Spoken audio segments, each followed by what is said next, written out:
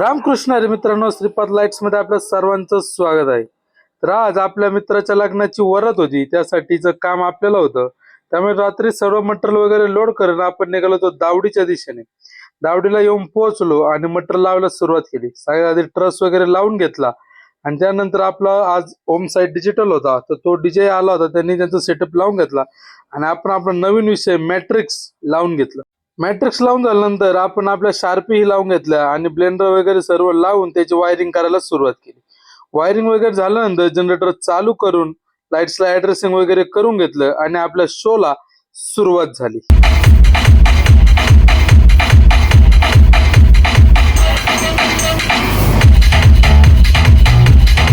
प्रमाणेच आपल्या लाईट्स एकदम कडक चालल्या होत्या, पण आता नवीन मॅट्रिक्स आल्यामुळे ते अजूनही खतरनाकच दिसत होतं.